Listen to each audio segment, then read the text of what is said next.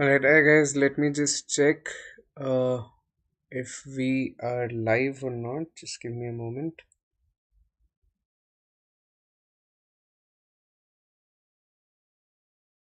Right, we are live. Cool. Alright, very good afternoon. Very good afternoon, everybody. Welcome to today's class. Just give me a moment. Yeah. Welcome to today's class. Today's class is essentially curated towards parts of speech practice, right? We are beginning with the grammar portion for CAT 2021, right? So today is lesson 1 in the series, right? And every day from 1 p.m. to 2 p.m., I'll be scheduling a session for the same, Monday to Saturday, that is, right? So make note of the timings. And yeah, I am Prankur Arora. I am going to be your instructor on this journey of learning, wherein I'll be taking you through the verbal ability as well as the reading comprehension portions of all management exams, right? And as mentioned, today's practice is essentially targeted at the grammar portion, right? And we're beginning with the parts of speech. I am a published author, wrote this book called It's Not Funny. You can find it on Amazon. It even garnered glowing testimonials from the likes of Biswapati Sarkar and Papa CJ, who are, satire legends in our country. The book is a work of satirical fiction, right? And I've been in the learning industry for a while. In fact, I've even consulted with organizations such as ITC, Marico, Becton Dickinson, Interglobe, various organizations on different aspects of learning and development. And I run the startup by the name of Thought Sutra, which is like my baby to uplift the ecosystem of the creative arts. So yeah, that's pretty much about me. Welcome aboard, right? Today's agenda is basically nouns. Today's agenda is essentially nouns, pronouns, and verbs, right? These are the three things that we're going to be targeting today in today's session, right? Uh, you can, if you're, basically joining us for the very first time, I would urge you to subscribe to the Unacademy CAT4MBA channel so that you can get access to uh, you know, unlimited courses pertaining to the management exams. You will get updates about all notifications, all events, right? We've got a group of educators who are working tirelessly to update you about the same and to help you crack all these exams. We have a Telegram channel as well called CAT4MBA. If you subscribe to the channel, you get notifications about anything and everything there. You will get notified as and when we're going live for any such class, right? And you know we have now, this is YouTube, right? We've got the Unacademy platform, the Unacademy app as well, right? And essentially, you can clearly see that as the time period goes up, the cost of the subscription of the Unacademy platform goes down. Now there's quite a lot of benefits when it comes to subscribing to the platform. The benefits include giving you access to daily live classes, wherein there's enablement of real-time interaction between the learners and the educators, right? And even the questions, they're conducted in the form of live polls there, right?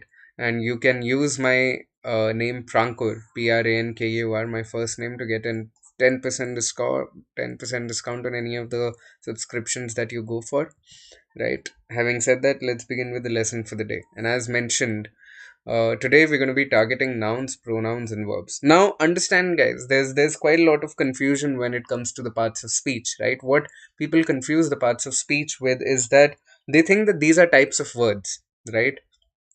Parts of speech, nouns, pronouns, verbs, adjectives, adverbs. These are not types of words.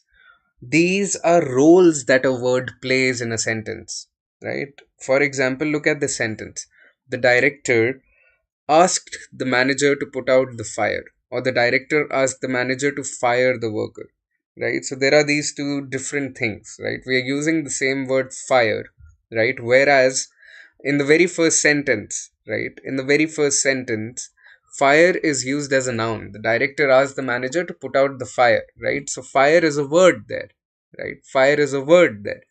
Fire is essentially a thing that was put out. What was put out? Fire was put out. Now, when you look at the second sentence, the director asked the manager to fire the worker, right?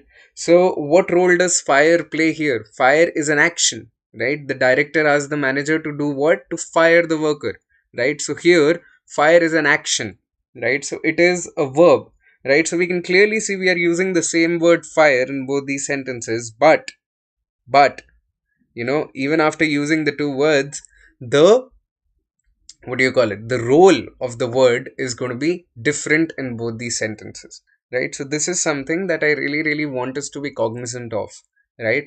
Parts of speech are not different words. Parts of speech are different roles that a word plays in a sentence. The same word, as given in this example, right, the same word can play different roles in different sentences, right? And hence they can be different parts of speech depending on the context, right? So parts of speech do not explain what a word is. Parts of speech explain what role a word is playing in a particular sentence, right? Now that we've kind of zeroed in on that, let's dissect what nouns are. What are nouns, right, guys? If you're present during the class, if you're watching this live, hit me up on the chat with your answers. What do you think a noun is? What do you think a noun is, right? uh, Sachin Tendulkar. Is Sachin Tendulkar a noun? Is Sachin Tendulkar a noun? What about corruption?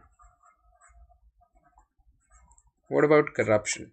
Respond with a thumbs up or a yes on the chat if you think these are nouns. What about corruption? What about something like democracy? Is democracy a noun? What about something like air? Is air a noun? Indigestion. What do you think about indigestion? Is indigestion a noun? Right, so understand guys that these are all nouns, right? What I'm trying to get at is that I'll change the ink so that it is expressed differently. Yeah, what I'm trying to get at is that persons, places, right, animals, right, name place animal thing तो सबने खेला ही होगा बचपन में. Right, so you would write nouns in those games so as to score points, right? So persons, places, animals, things, right? Even stuff like ideas, right? Ideas, concepts, concepts, uh, subjects, subjects, right? Diseases, right? Very, very important. These are all nouns, right? So, nouns are words that are used to name persons, animals, places, things, ideas, collections, concepts. These are all nouns, right? So, make sure of that, right? Make note of that. Now, nouns can be either singular or plural, right? Nouns can be either singular or plural. Man, men, woman, women, right? Student, students, right? So you get the idea here, you get the drift, right? So singular, plural as well. Now nouns can be gender neutral, they can be masculine, they can be feminine, right? A hostess is a feminine noun, whereas a host is a masculine noun, right? So I'll say again, when it comes to number, nouns can be singular, nouns can be plural. When it comes to the gender, they can be gender neutral, they can be masculine, they can be feminine, right? So every noun essentially can be classified into all these types. There are proper nouns, there are common nouns, abstract nouns, collective nouns, countable nouns, and non-countable nouns. All right. So this is something that again we are going to be studying, that nouns can be classified into all these types. Now look at an example. I'll give you an example, right? We all know who Shashi Tharoor is, right? We all know who Shashi Tharoor is, right? We're studying English here, so we know who Shashi Tharoor is, right? We all know who Shashi Tharoor is. Now Shashi Tharoor is a proper noun. Whereas when we say that Shashi Tharoor is a writer or Shashi Tharoor is a politician, right, that becomes a common noun, right? So a proper noun is the name that is given to a specific person, specific place, or a specific thing, right? Proper nouns begin with a capital letter, right? Because you're talking about the name of a particular thing, right? Irrespective of where they are placed in a sentence, a proper noun will always begin with a capital letter. Whereas when it comes to common noun, right? A common noun is a name that is kind of given in common to every person or everything that is belonging to the same category, right? So here, writer, writer essentially is a common noun, whereas Shashi Tharoor is a proper noun. All right. So similarly, Raghuram Rajan is a proper noun, whereas economist, right? That is what his profession is. Economist is a common noun because that is a category of professions, right? Delhi, New Delhi is a proper noun, whereas city or a capital, that is a common noun, right?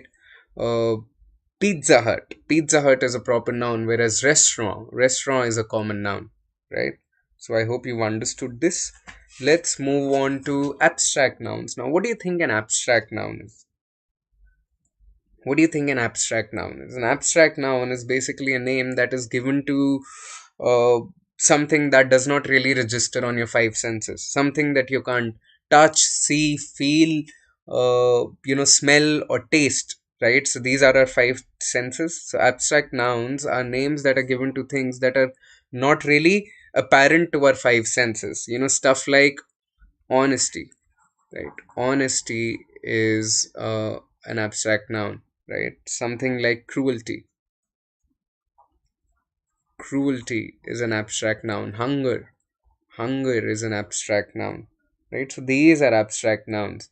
People keep talking about the grit and determination of Hanuma Vihari. If anybody here is keeping up with the test matches, right, so we are talking about what we're talking about. People are talking about the loyalty of R Ashwin to the Indian cricket team. So loyalty there becomes your abstract noun, right? Courage, people are talking about the courage of Hanuma Vihari, right? So these are abstract nouns. They don't really register on our senses, right?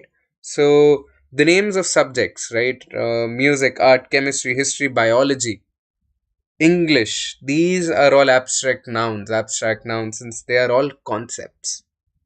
Okay? Now that we've studied what abstract nouns are, let's move on to the next category of nouns, that is collective nouns. What do you think are collective nouns? Right. So a collective noun, my friends, is the name that is given to a collection, right? A group of persons or things, right? Swarm of locusts, right? जैसे ही lockdown शुरू हुआ था India में, there was, so such hue and cry about a swarm of locusts that was coming from the Middle East, right? So swarm is your collective noun. Team, team of cricketers, team is a collective noun, right? What else? Group of people, even group is your collective noun. Of uh, committee of shareholders, committee there becomes your collective noun, right? So a collective noun refers to collection or the group as a whole, right? And a very important thing to note about collective nouns, my friends, is that in most cases collective nouns are used as singular nouns, right? They're used as singular nouns only in very few cases. When the writer or the author refers to the individual members of the group, do we consider collective nouns as plurals. Otherwise, collective nouns are always used as singular nouns, right? So in a sentence where using a collective noun, where you're using a collective noun, you will use a singular verb in tandem with the collective noun. Now we have countable nouns and non-countable nouns, right? Another very important dissection, right? Further dissection. So a countable noun is a name that is given to persons or objects or things that can be counted, right? Stuff that you can count on your fingertips. Those are countable nouns, right? For example, he gifted his parents a car, right? Car is a countable noun, right? Roses, right? You would buy roses for your partners. Roses are countable nouns, right? Shoes are countable nouns, right? Anything that you can count on your fingertips, they're countable nouns, right? And uh, singular countable nouns, right? They cannot be used alone. They are always preceded by a and the. They're always preceded by articles, right? Uh, he bought his girlfriend a rose, right? A rose. You'd never say he bought his girlfriend rose, right? So singular countable nouns, as I said, they are always preceded by articles. Whenever it comes to plural countable nouns, right? Plural countable nouns, they can be used alone, right? I like my shoes, right? Or I like black shoes, right? So they're not preceded by articles there, right? So he likes shoes, he likes cars, right? Cars is a plural countable noun, right? So it is not really preceded by an article as such, right? Now we come to the final category of non-countable or uncountable nouns, right? Just give me a moment, you guys. Yeah.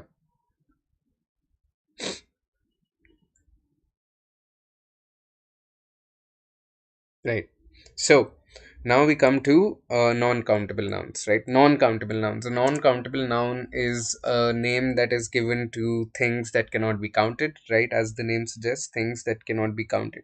What are some of the things that cannot be counted? Just try to think off the top of your head, right? These nouns typically, for example, right? Each one of us drinks milk, right? We never say that I will drink milks. What we say is I will take milk or I will drink milk, right? So food items, abstractions such as food items, right? Food items are non-countable nouns, right? So furniture, something like furniture, I never say that I'm going to buy furnitures. What I'll say is that I'm going to buy furniture, right? Oxygen, air, basically abstractions, right? Abstractions. These are non countable nouns, right? So, non countable nouns, they don't really have plural forms, right? There is nothing called milks or monies or furnitures or oxygens or airs, right? So, they don't really have plural forms and they can be used alone, right? So these are essentially things that I really really wanted us to kind of be cognizant of, be familiar with, before we move into solving a question. Right now, this is a previous year question from CAT exam of I think 2003, right, where they asked you about the usage of the noun bundle, right?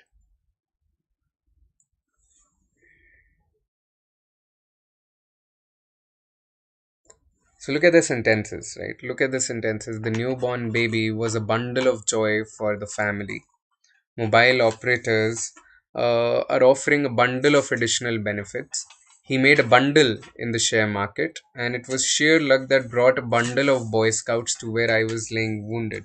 What we have to essentially zero in on is that, here the noun bundle is used in different ways in each of these sentences, right? We have to choose the sentence where the noun bundle is used incorrectly, right?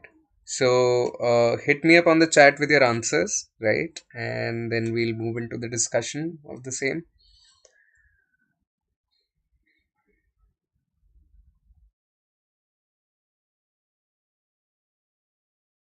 All right, let's look at the first sentence. The newborn baby was a bundle of joy for the family. Here, bundle is used correctly. Mobile operators are offering a bundle of additional benefits. A bundle. See, you are making it very clear by. See, bundle here. Understand, is bundle a non countable noun? Right? Is bundle non countable noun? Obviously, bundle, what is bundle? We are saying it is a collection, right? It is a collection of additional benefits, right? So when I said that it is used in a singular fashion, right? So it is being used in a singular fashion, right? We are using a here. He made a bundle. He made a bundle in the share market is also used correctly. Whereas when you look at the last sentence, When you look at the last sentence, it was sheer luck that brought a bundle of Boy Scouts to where I was laying wounded. Here, my friends, bundle is used in a very inappropriate fashion. What will we say instead? We'll say a group of Boy Scouts. We'll say a group of Boy Scouts, or a team of Boy Scouts, or a bunch of Boy Scouts. We never say a bundle of Boy Scouts, right? So here bundle is used in a very inappropriate fashion. So this is the answer. This is the sentence where the noun bundle is used incorrectly, right? Let's move on to the next question.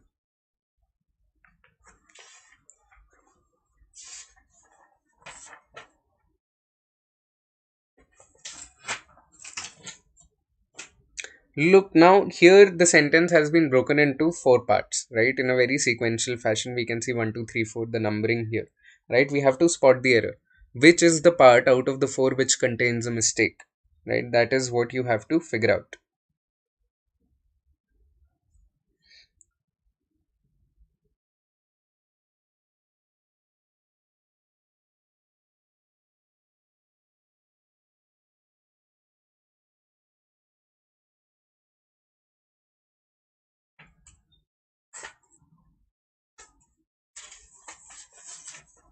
Right.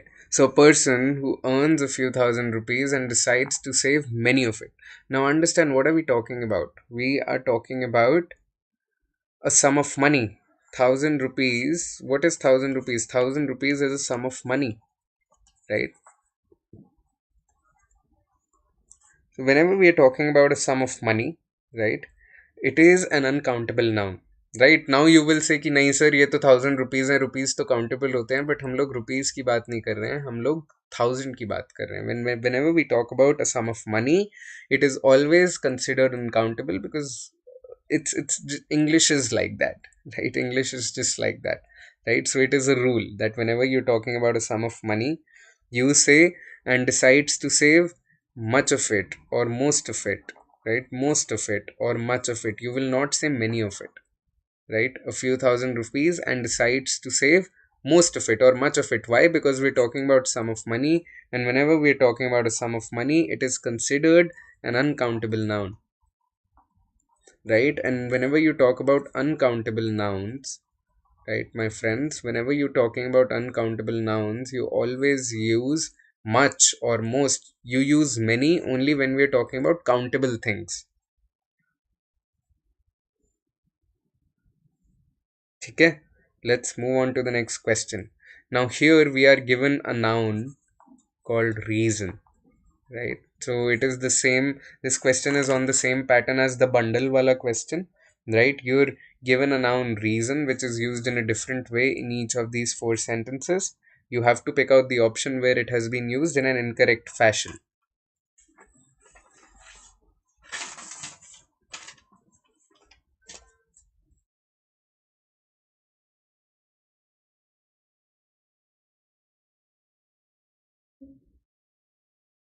ठीक है, we are given reason.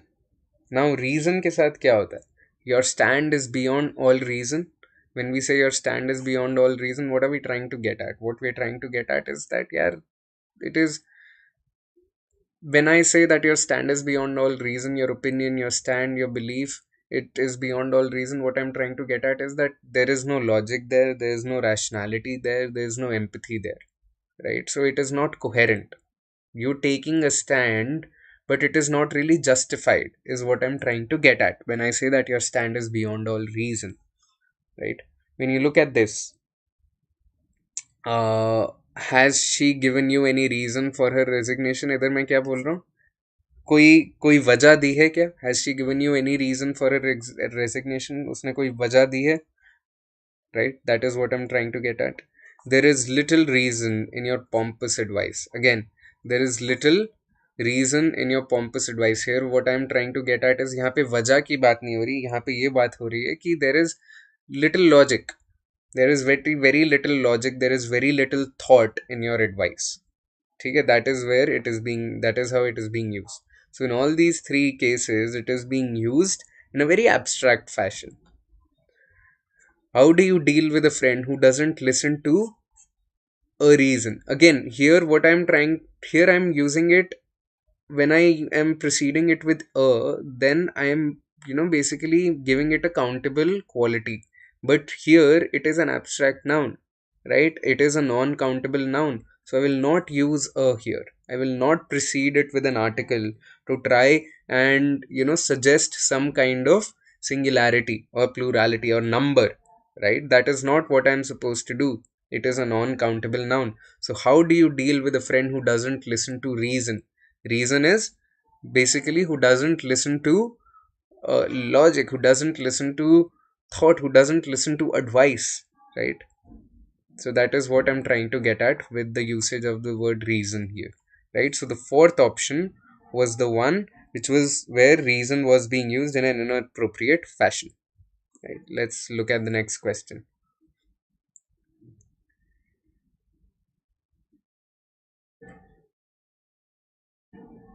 Try to figure out what the noun is here, right? Try to figure out what the noun is. Almost all school teachers insist that a student's mother is responsible for their conduct as well as his dress, right? This is your question.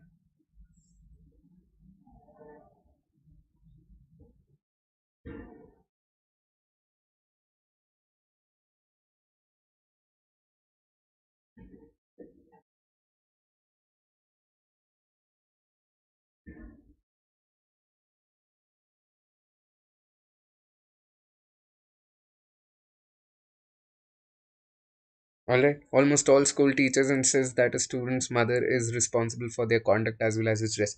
Figure out what the noun is. Noun clearly here is a student, right? Noun here is student, right? We're talking about the student, and we know we are preceding it with a. That means this is a singular noun, right? This is a singular noun. We are talking about one student. Another hint was that when you look at it in part four, right? The pronoun that we are using here is a singular pronoun, right? It is a masculine pronoun, it is a singular pronoun, his, right? So clearly the error is in part 3 where I'm using a plural pronoun there to refer to the same student, right? Fourth part में मेरे को hint मिल गया कि मैंने singular masculine pronoun use करा है so here as well instead of using a plural pronoun I should be using his almost all school teachers insist that a student's mother is responsible for his conduct, right? Clearly we are talking about a singular noun in this scenario, right? So the third part is the part that contains the error in that regard. Now let's look at verbs, right? We've basically wrapped up nouns, right? We talked about nouns. Now let's move on to verbs, right? We cannot talk about nouns without talking about verbs, right? Verb is perhaps the most important part of any sentence, right? It is perhaps the most important part of any sentence. But why? Because a complete sentence will always have a noun and a verb that agrees with it, right? So noun and verb, they need to be in agreement for the sentence to make sense, right? For example, my mother makes tasty food, right? What am I saying? Or I, let's say I make tasty food, right? I make tasty food. So here my verb make kind of denotes the action, right? I is the noun, right? I is the noun. And when I say that I make tasty food, what am I saying? I'm saying मैं अच्छा खाना पकाता हूँ, right? Make here is your action word, is your verb, right? um, Perhaps something like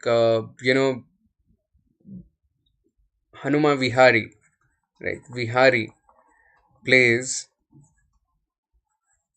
uh, stylish, stylish cricketing shots. See, whenever I'm teaching, I always use cricket examples. Why? Because cricket is one of my favorite games, one of my favorite sports. Vihari plays stylish cricketing shots, right? So plays here is essentially, plays here essentially is your verb, right? So verb is called the action word. Why? Because it denotes the action that the noun is doing. Now there are variety of verbs, right? We'll start with auxiliary verbs and then we'll move on to compound verbs or verb phrases. What are auxiliary verbs?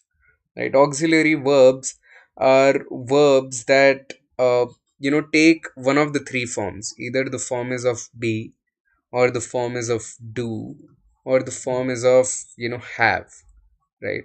Now, whenever I'm talking about the forms of be, I'm talking about am, is, are, you know, being, been. These are essentially your auxiliary verbs, right? More often than not, they're used, in a compound verb phrase with another main verb, right? Seldom will you see all of these being used in an isolated fashion, in a standalone fashion, right? And when it comes to do, what are the forms of do? The forms of do are does, right? Or do itself, or did, right? And finally, when you look at have, what are the forms of have? Forms of have are obviously has, had, right? And having, that is the continuous form, right? So these are auxiliary verbs, right? Auxiliary verb is basically a helping verb, right? It is a helping verb. It is more often than not, auxiliary verbs are not used in a standalone fashion. As I mentioned, they're always, not always, but more often than not, used as helping verbs to a main verb or a main phrase, right? That is why the second type of verb that I really want to talk about are compound verbs or verb phrases, right? Why? Because when you look at it, auxiliary verbs, they uh, as I said, they're not used as standalone verbs a lot, right? But when you talk about something like you know uh, he is, right? He is learning. He is learning. He is learning English, right? So here, learn is your main verb. Learn is your main verb, and is your auxiliary or the helping verb, right? Whereas when I say he is tall, he is tall, right? Here, is a standalone auxiliary verb. Whereas when it comes to he is learning is your verb phrase or your compound verb where it is being helped by an auxiliary verb, right? So this is the distinction that I really wanted to make note of, right? Having said that, let's move on to another category, right? Let's move on to another category of verbs. We have transitive verbs and we have intransitive verbs, right? As I said, we have transitive verbs and we have intransitive verbs. What are transitive verbs? What are transitive verbs, or what are intransitive verbs? Transitive verb is basically a verb that is that has a direct object, right? So object, and intransitive में मैं बोलूँगा without object.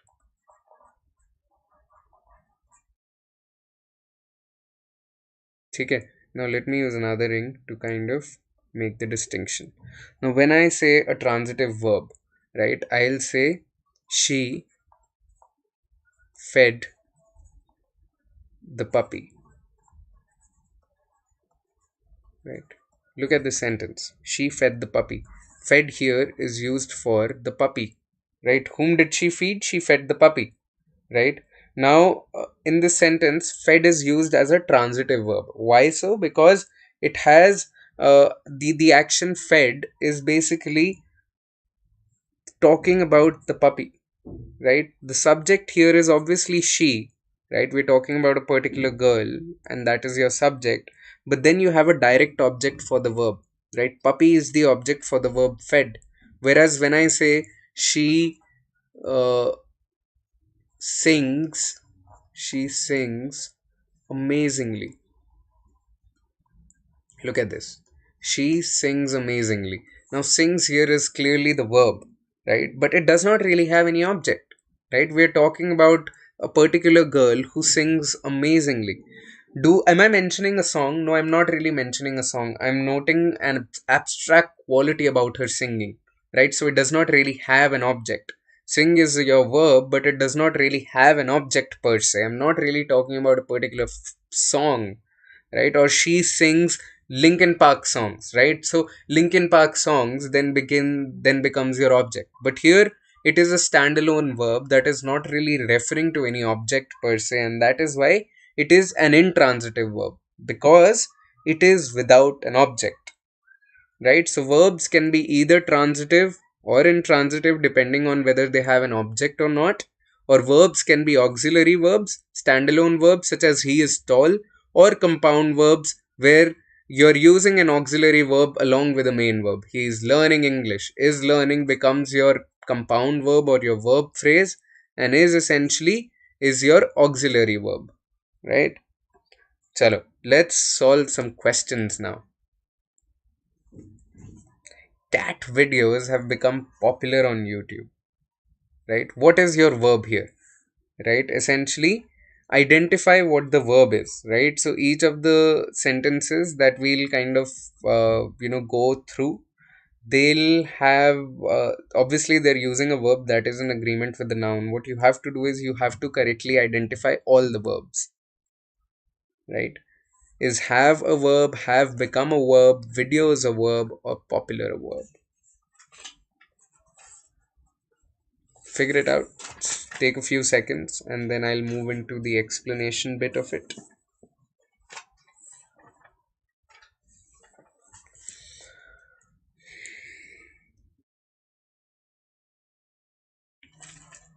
Right, so essentially, uh, have become is your verb, right? Have become is a compound verb, right? This is a compound verb. All right, have become is your compound verb. Have, essentially a standalone verb, does not make sense. Have become is your compound verb, have is your auxiliary verb, and become is your main verb, right? Let's look at the next question. Vidya could never have guessed what was inside the box.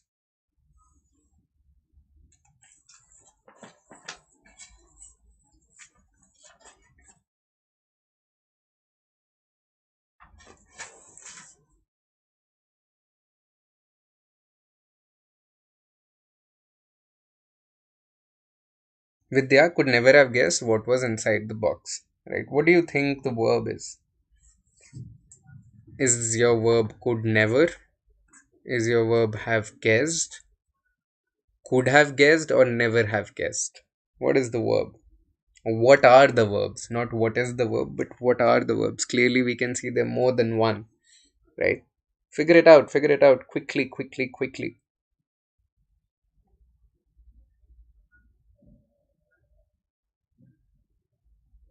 Now, understand, guys, understand here that could and have are your auxiliary verbs, and guessed is your main verb.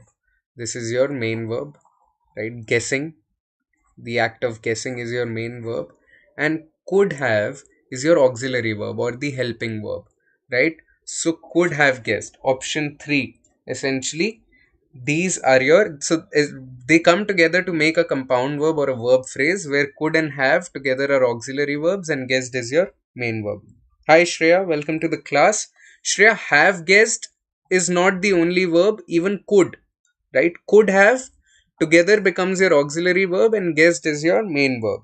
All right. He seemed anxious about the results. Tell me, what are the verbs here?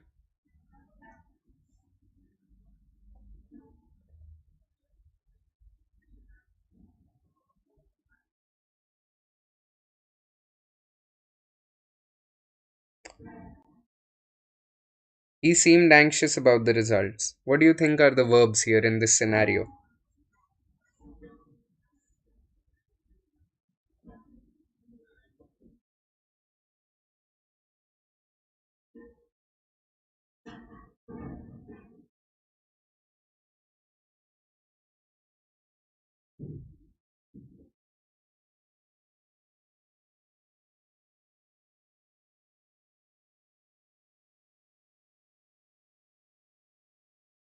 Alright, so in this particular sentence, understand that seemed is your verb, right? Seemed is your verb.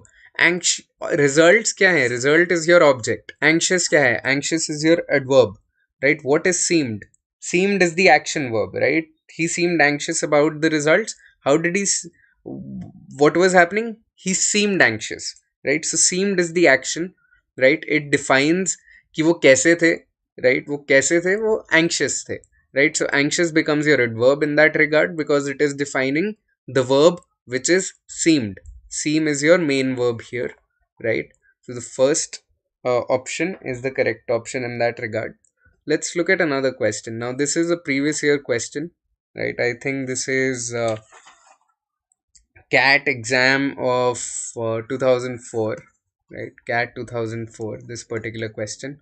One dark night, a poor vagrant dash passing by a dry well. What do you think the answer is?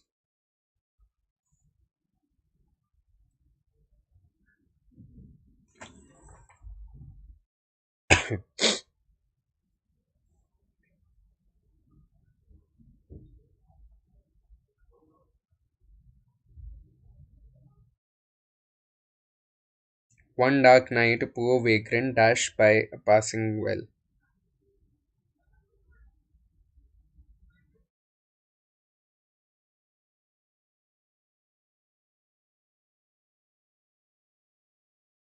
So the answer essentially to this question is one dark night, a poor vagrant happened to be passing by a dry well, right? One dark night, a poor vagrant wasn't passing by a dry well does not really make sense. Then why are you talking about a particular dark night, right?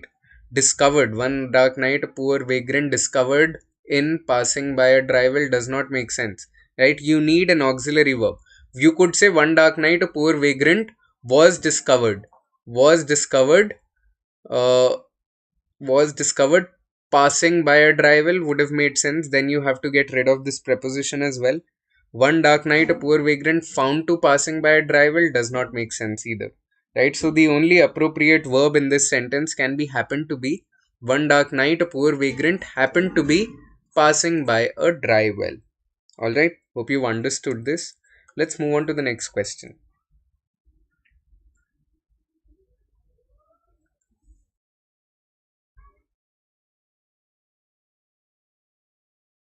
Now, I'll give you a hint, right? I'll give you a hint for this particular question. I'll give you a hint for this particular question. Try to figure out what your noun is, right? Is your noun singular? Is your noun plural? Right? Is your noun singular? Is your noun plural? Try to figure that out. Is it singular or is it plural? Alright, Shreya. Try to figure that out and then choose your answer option and hit me up on the chat with your answers. Don't shy away. See, it's alright. This is practice that is going on. Right? In your practice, you shouldn't shy away from, submitting your answer.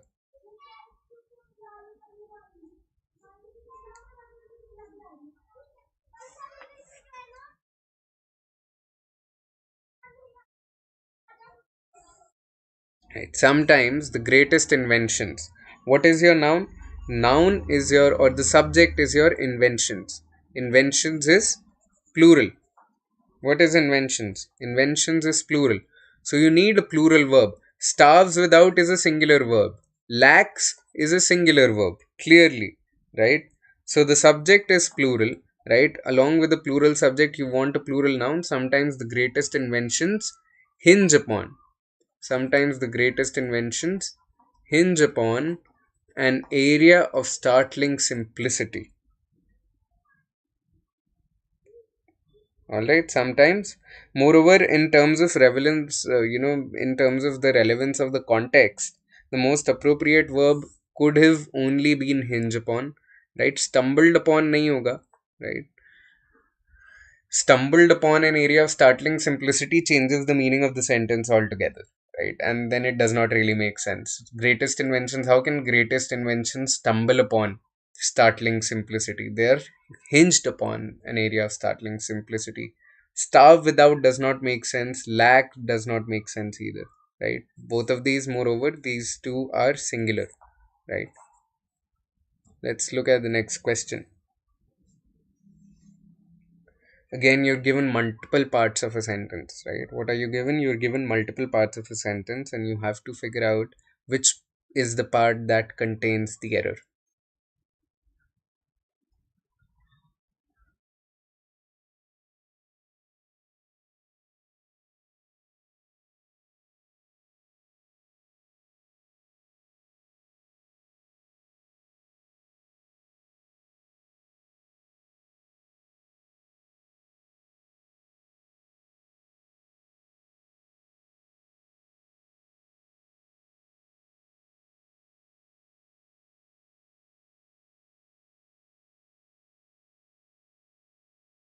All right. So look at the question, right? The Indian government's choice. What is your noun here? The noun here, obviously, the noun here is your choice, right? Subject is your choice, right? The Indian government's choice of the EEC as a partner. Now, choice is singular. This is a singular subject, right? Along with a singular subject, you need a singular verb. Stem is a plural verb, so you need it to be stems. The Indian government's choice of the EEC as a partner stems from the fact that the community is the most important market for India, right? So, again, choice is a singular subject, and your verb should correspond to the singularity of the subject. Therefore, the verb should be singular as well, and it should be stems, right?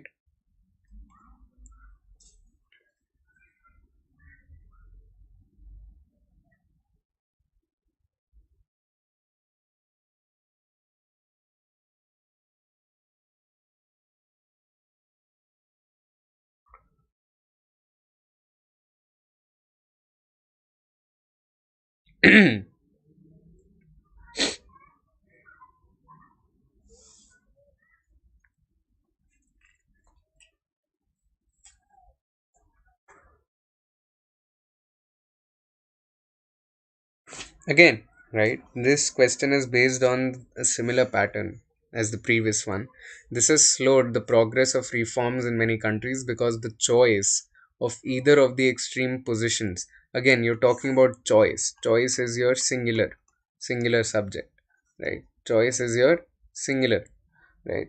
And since we're talking about choice, which is singular, your verb, which is invite, right? We're talking about choice. Choice invites criticism. This should be singular as well. And invite in itself is a plural verb, right? It should be made singular. So this will be invites. Invites criticism, right? Since, again, I'll repeat, we're talking about choice, right? Since we're talking about choice, my friends, choice is your singular subject, and since we have a singular subject, we need a singular noun.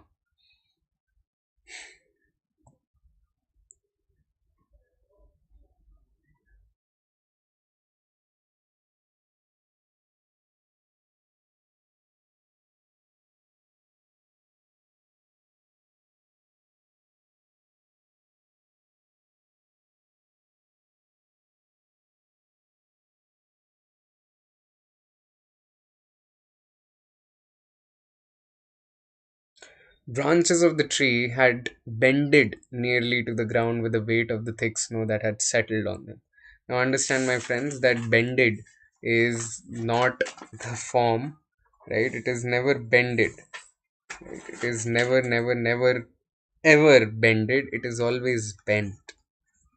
The branches of the tree had bent nearly to the ground, right? Branches of the tree had nearly bent to the ground. It is incorrect usage, right? And since past tense of the verb क्या है, कौन सा verb है? ये verb है bend. Bend का past tense क्या होगा? Bent, right? Bend का past tense will be bent, so the correct sentence should read: branches of the tree had bent nearly to the ground with the weight of the thick snow that had settled on them. Alright, hope that made sense. Let's look at the next question.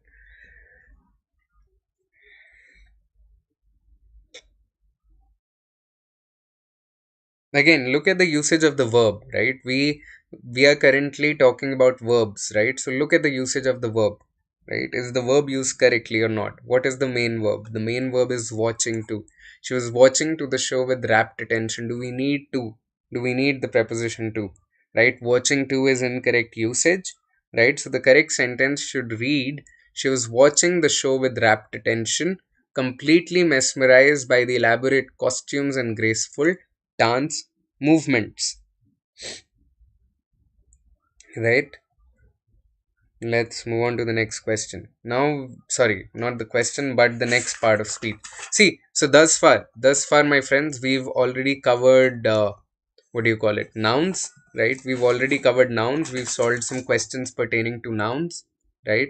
After this, we went on to verbs, right? We talked about different forms of verbs and we solved some questions pertaining to verbs.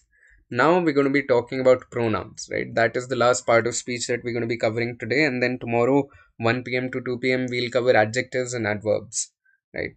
So let's move on to verbs. Let's move on to pronouns. What are pronouns?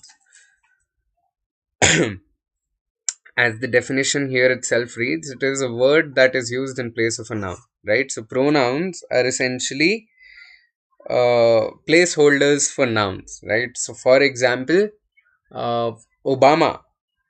Obama was the president of the United States. He has two daughters, right? So he replaces Obama in this particular example. Again, I'll repeat the example. Barack Obama was the president of the United States of America. He has two daughters, right? So he is basically replacing Obama, right? So the definition of pronoun is very, very simple. It is a word that is used in place of a noun. Barack Obama is a proper noun, and he is basically replacing Barack Obama in the sentence, right? So the types of pronouns are numerous. First off, we'll talk about personal pronouns, right? He is a personal pronoun that I gave you an example of, right? So there are three types of personal pronouns, right? We have subjective personal pronouns, we have objective personal pronouns, and possessive personal pronouns. Now, the name itself suggests, right? The name से आपको apparent हो जानी चाहिए definition. What is a subjective personal pronoun? A subjective personal pronoun acts as the subject of a sentence, right? So a subjective personal pronoun acts as a subject of a sentence. That is the main pronoun that is performing the action, right? Main pronoun that is performing the action. He has two daughters, right? So he is your subject, right? What is the action? We are saying uski do bachchiyan hain. Kiski bachchiyan hain? Uski bachchiyan hain, right? So he acts as your subject in the sentence. So pronouns such as I'll give you, you know, the ones that come to my mind right off the top of my head. He, she, we, they. These are all your personal pronouns, subjective personal pronouns, right? I is your pronoun. You, right? You is your personal pronoun. So these are all used as subjects in a sentence, which subjects that perform the action of the sentence. Now let's look at objective personal pronouns. And as the name suggests, name से ये apparent हो जाएगा. Here the pronoun is acting as your object, right? Here your pronoun is acting as your object. That is, object is receiving the action, right? Object is essentially receiving the action, right? For example, um, she hit him uh, right across this, right across the face. She hit him right across the face. She hit him with a slap right across the face, right? So here, him essentially becomes your objective personal pronoun. Why? Because when you look at objective personal pronoun, it is receiving the action, right? So she is your subjective personal pronoun. It is the subject that is performing the action of hitting. Hit is your verb, clearly, right? And him is your object that is receiving the action. Objective personal pronoun that is receiving the action, right? So she is hitting, right? And the man, right? Because I've used him, right? So we can clearly see that it is a masculine pronoun and I'm referring to a man. The man is essentially doing what? The man is receiving the hitting, right? Man is receiving the hitting while the lady is doing the action of hitting. Are you getting my point? So the pronoun for the lady is in the subjective form, that is she, whereas the pronoun for the man, that is him, it is in the objective form, right? So pronouns such as him, her, it, us, right? These are your objective personal pronouns, right? So the them, right? The police was not able to catch them, right? So them is also your objective personal pronoun. Now let's come to the third category of personal pronouns, which is Possessive personal pronouns. Now, possessive personal pronouns are pronouns, as the name suggests. They are used to indicate ownership, possession, right? Ownership or possession, right? The book is mine, right? The book is mine. Mine tells you कि मेरी, मतलब आपको पता चल जाएगा कि मेरी किताब है if I use the pronoun mine, right? His shoes, right? His shoes. Uh, then something like ours, right? Ours, that bottle of ours, right? That bottle of ours is beautiful, right? Ours, theirs. The book is hers, right? The watch is his, hers, his, right? So these are your possessive personal pronouns. All right, I've given you so many examples. Let's move on to the next category of pronouns, right? So we have demonstrative pronouns. What are demonstrative pronouns? As the name suggests, demonstrative pronouns always point to a thing that we are talking about, right? Essentially, this, that, this, that, these, those. This and that are singular, these and those are plural, right? This and that are singular, these and those are plural. So this and these, now very important, I'll take another pen to kind of show you this distinction.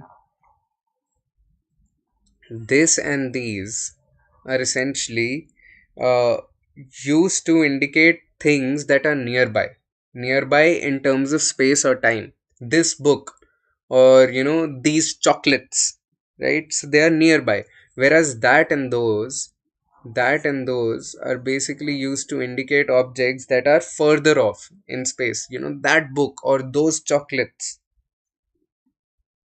ठीक है? So this and that is nearby, nearby. And when it comes to uh, that and those, these are further off. All right, now we come to interrogative pronouns, right? We've already talked about demonstrative pronouns. Now let's come to interrogative pronouns. Interrogative pronouns are pronouns that are used for interrogation. They're used to ask questions, right? Clearly, as the name suggests, they're used to ask questions.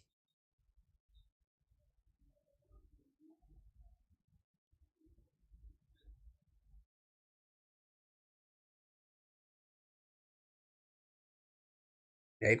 So ask questions in the form of what? Ask questions such as what, right? What, who, whom, what else? Come on, guys, give me examples. What, which, who, whom, whomever, whoever, whomever, right? Uh, what else? What else? What else? What else, guys? Come on. Whomever, whoever, right? So these are basically used to ask questions, right? For example, I'll give you an example. Obviously, who and whom are used to refer to people, right? Which is sometimes used to refer to people, sometimes used to refer to, because it is a gender neutral pronoun, right? Which is a gender neutral pronoun, right? So sometimes it is used to refer to people, such as when you're referring to a child or a baby, right? uh, and what is used to refer to animals, objects, right? What is wrong with the dog? What what is wrong with the dog?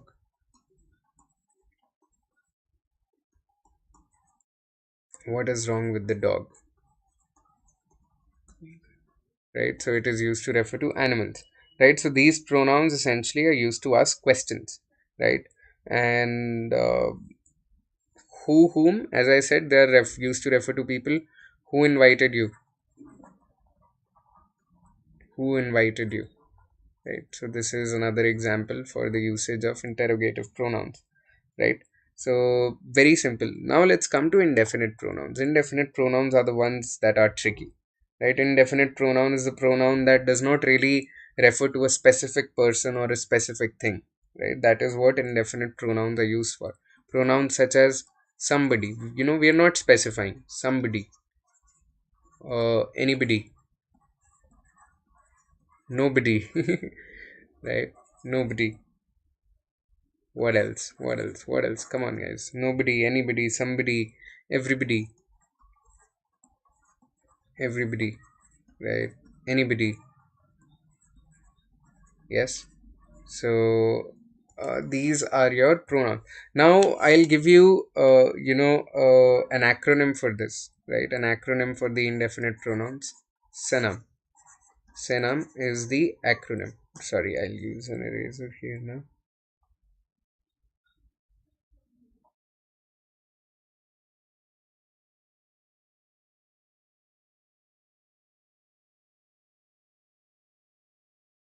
Mm, Here's the eraser. Sorry.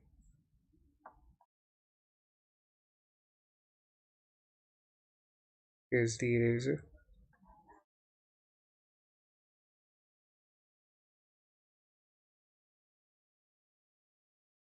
Yeah. Sanam.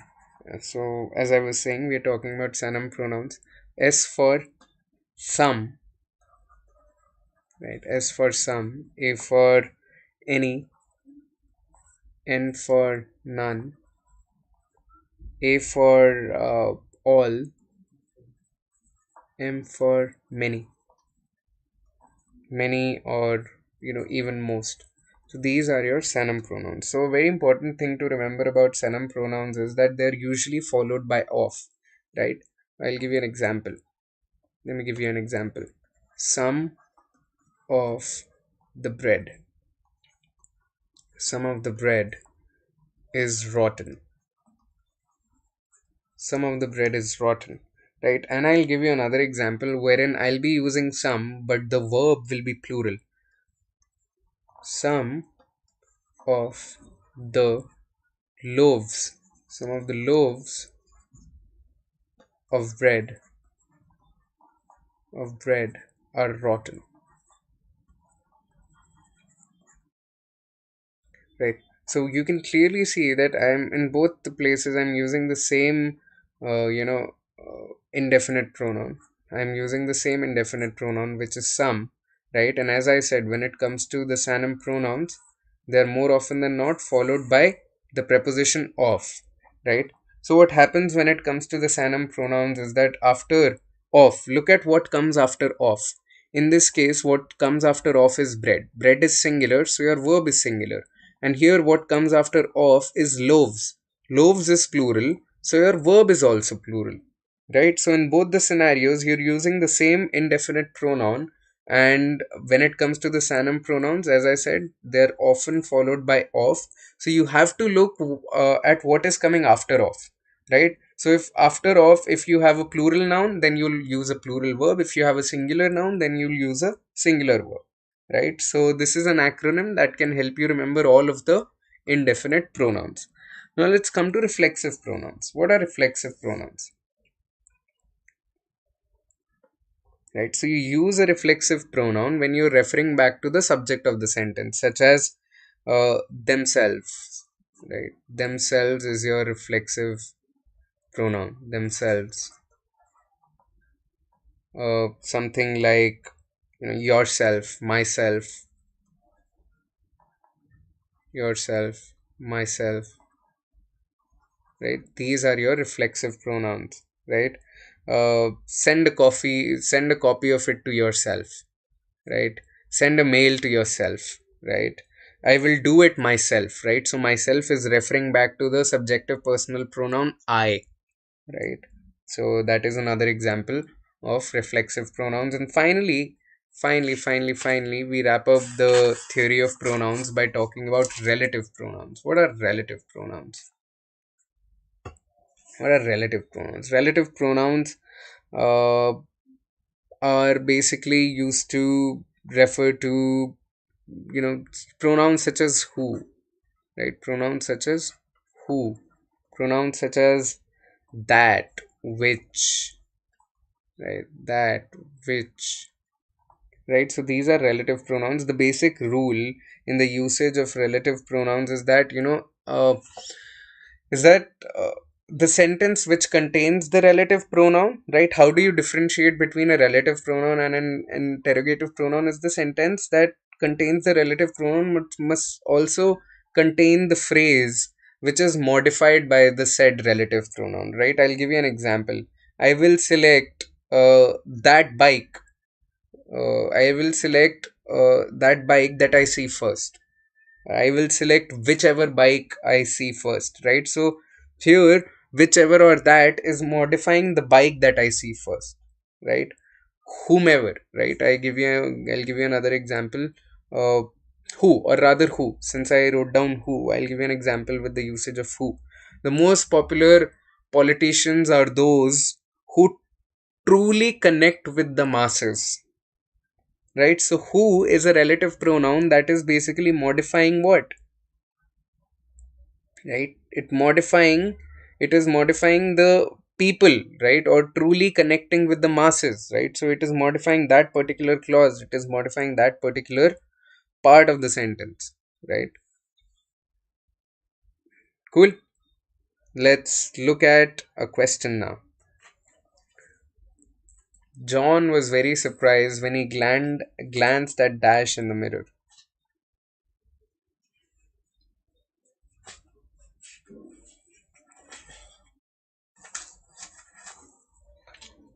right? So here we need what? Let's look at the what do we need here, right?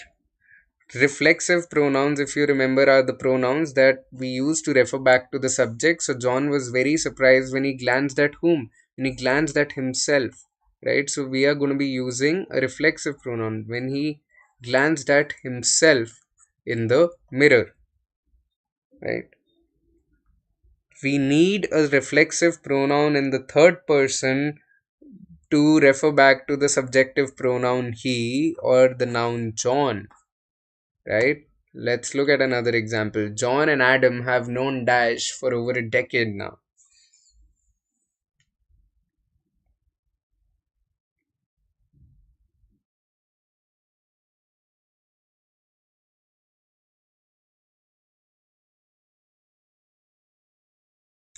John and Adam have known each other.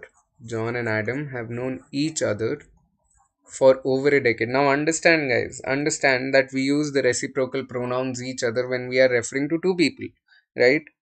When we're referring to two people. Now, there's also another reciprocal pronoun which is one another. One another is basically used when we are talking about uh, more than two people, more than two persons, more than two persons. Each other is obviously two persons, a reciprocal pronoun. That Ferrari looks absolutely stunning. I wonder dash it belongs to.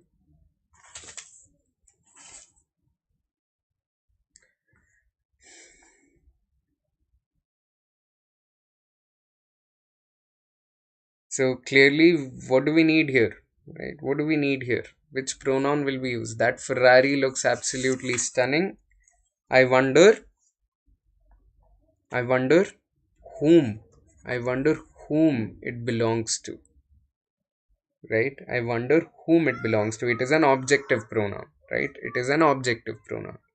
Alright, so with this, we come to the end of today's class. Now, allow me to, share, the toppers when it comes to CAT 2020 from Unacademy. So these are subscribers who performed really, really well in the CAT exam. And if you subscribe and you follow our structured courses, right, you see guidance from the mentors that Unacademy has onboarded, you can be the next one when it comes to cracking CAT 2021. Right, these are the few batches which are running right now, right? These are a few batches which are running right now, and if you're interested, you can enroll in any of these batches. You can use my name Prankur to get an extra 10% off on any of these batches, any of the subscriptions that you go for, right? uh, how do you do that? You download the Unacademy app, where you will get access to free classes from me, plus free classes by other educators as well. right? And I'm starting a course on the platform tomorrow morning at 9 o'clock, right? So if you subscribe, you can enroll in that course as well, right? These how do you get to plus subscription, right? Essentially, you install the app, right? You install the Unacademy learning app, you select cat as your goal, and you click on get subscription, right? And you enter my name Prankur, you will get an extra 10% off, right? I would recommend at least a 12-month journey, guys, at least a 6 month or a 12-month journey. Why? Because understand that it is a lengthy exam, it is a lengthy, it is a lengthy process. The preparation process is a lengthy process, right? So you've got to gift yourself the comfort of time to be able to do well in any of these exams. And I'll repeat, if you use my name, you'll get an extra 10% off. Having said that, these are other popular courses when it comes to uh, the Unacademy. These are other popular courses. UPSC is perhaps the first one that Unacademy kind of envisioned, and then other courses followed, right? So with this, I'll wrap up today's class. Thank you so much for enrolling, for tuning in, right? I hope to see you tomorrow at the same time, 1 o'clock to 2 o'clock. Yeah, see you guys. Till then, take care, stay safe, and stay strong. Bye bye. Yeah, see you guys.